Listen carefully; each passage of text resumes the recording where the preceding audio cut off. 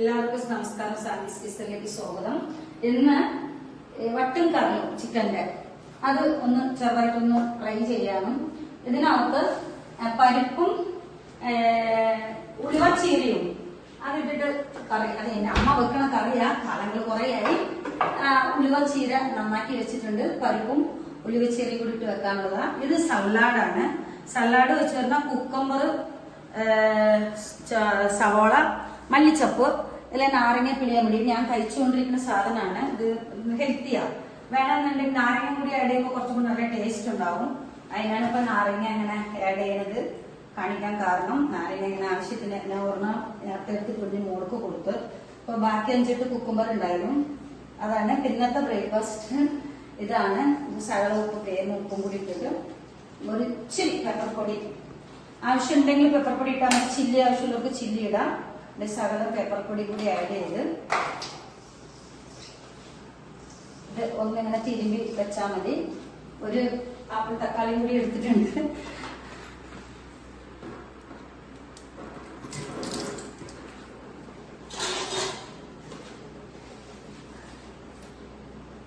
ാണ് ടേസ്റ്റ് കൂടുതൽ.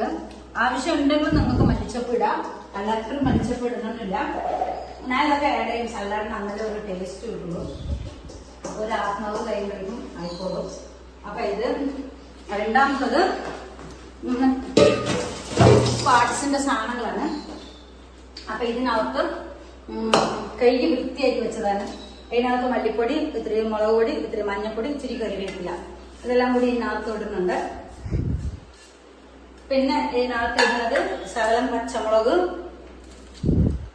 അപ്പൊ ഇതിനകത്ത് ശകലം പേരിന് ഉപ്പ്. ഇതിനകത്ത് ചെറുള്ളി, പച്ചമുളക്, കറിവേപ്പില, മല്ലിച്ചപ്പ്, ശകലം വെളുത്തുള്ളി, പേരിന് ഒരു കഷ്ണം ഇഞ്ചി, ഉപ്പ്, ഇത് വെളിച്ചെണ്ണ.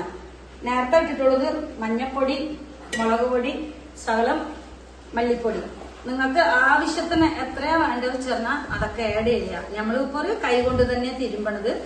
ഇത് എണ്ണയിലിട്ട് വാട്ടേണ്ട ആവശ്യമൊന്നുമില്ല. വെള്ളം ഒന്ന് തുളിപ്പ് ഒഴിച്ചാൽ മതി. നിങ്ങളെ വരട്ടി എടുക്കാനാണ്. അതിപ്പോ തന്നെ വെക്കുള്ളൂ. ഒരു 10 മിനിറ്റ് ഇങ്ങനെ ഒന്ന് സ്കച്ചിയായിട്ട് അടുപ്പത്ത് വെക്കുള്ളൂ. അപ്പൊ കാണിച്ചു തരാൻ ഇങ്ങനെ ഉണ്ടാക്കാൻ വേണ്ടി. ഇതിനകത്ത് പരിപ്പ് ജീരക്കാണ്. ഞാൻ മൈസൂർ പരിപ്പ് എടുത്തിരിക്കുന്നത്, സാമ്പാർ പരിപ്പ് എടുത്തിട്ടില്ല. ശകലം പരിപ്പ് എടുത്തിട്ടുണ്ട്. പരിപ്പും വെള്ളം, ശകലം മഞ്ഞപ്പൊടി ഇട്ടിട്ടുണ്ട്. ഒരു തക്കാളി ഇട്ടാ ഇതങ്ങനെ മുഴുവനായിട്ടിനെ അത് പരിപ്പ് വേകുമ്പോൾ തന്നെ ഉടഞ്ഞു കിട്ടിക്കോളൂ. ഒരു 2 അല്ലി വെളുത്തുള്ളി കേട്ടാ. നിങ്ങൾക്ക് ആവശ്യമുള്ളതിനനുസരിച്ച് ഇട്ടാൽ മതി. ചുവന്നുള്ളി മാത്രം ഇത്തിരി ശകലം കൂടുതൽ എടുക്കുന്നുണ്ട്. ഇതെല്ലാം കൂടി ഒന്നിച്ച് വേവിക്കാനാണ്. കുറെ കാലമായിട്ടാ. ഞാനൊരു 10-15 വയസ്സ്, അതിന് മുമ്പ് ഒരു 12 വയസ്സൊക്കെ കാണും. അപ്പൊ എന്റെ അമ്മ ഉണ്ടാക്കിയ കറിയാണേ. അപ്പൊ ഇത് നമ്മളൊന്ന് കുക്കറിൽ വെച്ചു. പരിപ്പ് വെന്ത് വേണ്ട. തക്കാളി നന്നായിട്ട് വെന്ത് ഉടഞ്ഞിട്ടുണ്ട്. ഇത് ഞാൻ ചോറ് കഴിക്കൂലല്ലോ, കുറുക്കല കഴിക്കുന്നത്. ഇത് വെറുതെ പാത്രത്തിലരി കഴിക്കാൻ വേണ്ടിയാണ്. എനിക്ക് കഴിക്കാൻ വേണ്ടി ഭയങ്കര ഇഷ്ടമാണ്. ഈ ഉലുവച്ചീര ഭയങ്കര ഇഷ്ടമാണ്. അതാണ് മുളകൊക്കെ കുറച്ചിട്ടിരുന്ന്. പിള്ളേരാരും കൂട്ടി പരിചയമില്ല. എന്നാലും ചിലപ്പോൾ എടുക്കുമായിരിക്കും, നോക്കാം. ഇത്രയേ ഉള്ളൂ. ഒരൊറ്റ ഒരു തിള തിളച്ചാൽ മതി. അപ്പൊ തന്നെ ഇറക്കിയിട്ട് ഒന്ന് വെളിച്ചെണ്ണ ചതച്ചാൽ പരിപാടി കഴിഞ്ഞു. ഇതിനെ കടുവൊന്നും വറക്കേണ്ട ആവശ്യമില്ല. വേണമെന്നുണ്ടെങ്കിൽ നിങ്ങൾ തേങ്ങ അടച്ച് നമ്മൾ മുരിങ്ങയുടെ പരിപ്പിട്ട് കറി വെക്കില്ലേ, അതുപോലെ വെക്കാം. പക്ഷെ ഇത് ഒരു കൗതുകത്തിന് ഉണ്ടാക്കുന്നതാണ്. അമ്മയുടെ ഒരു ഓർമ്മ പെട്ടെന്ന് വന്നപ്പോൾ അങ്ങനെ ഒരു ഇഷ്ടം തോന്നിട്ട് വെച്ചതാണ്.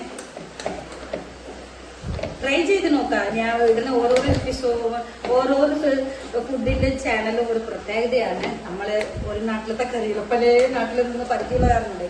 പല സ്ഥലത്തിലത്തെ കറികളാണ്. വെള്ളം ചേർക്കുന്നുണ്ടായില്ല, വെള്ളം കുറവാ.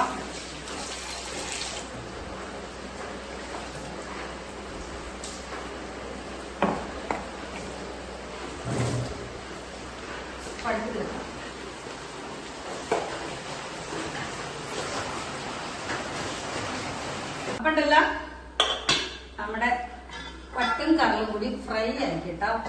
ഇതാണ് ഇതിന്റെ പാകം. എനിക്ക് വെള്ളം ഇഷ്ടമല്ല. ഇതിനകത്ത് ഉള്ളി, പച്ചമുളക്, മല്ലിപ്പൊടി, മുളക് പൊടി, മഞ്ഞപ്പൊടി, ഇത്രയൊക്കെ തന്നെ. ഇഞ്ചി, വെളുത്തുള്ളി, വേറെ ഒന്നും ഇതിനകത്ത് ആഡ് ചെയ്തിട്ടില്ല. പിന്നെ ഉള്ളത്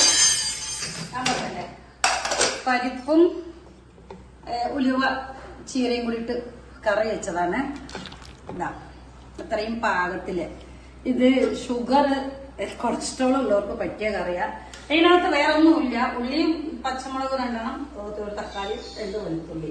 ഞാൻ വെളിച്ചെണ്ണ പോലും ചാടിച്ചിട്ടില്ല. ഈ കൊളസ്ട്രോൾ ഉള്ളവർക്കൊക്കെ നല്ല സാധനമാണ്.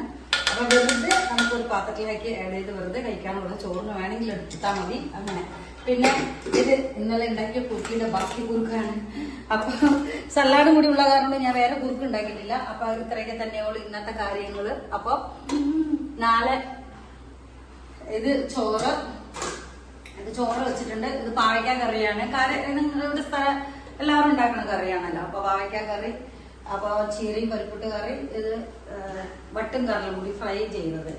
അപ്പൊ ഇന്നത്തെ വിഭവം ഇത്രയൊക്കെ തന്നെയുള്ളൂ. നാളെ പുതിയ ഒരു എപ്പിസോഡുമായിട്ട് നിങ്ങളുടെ മുമ്പിൽ അവതരിപ്പിക്കുകയാണ്. എന്നാ ശരി, ഓക്കെ, ബൈ.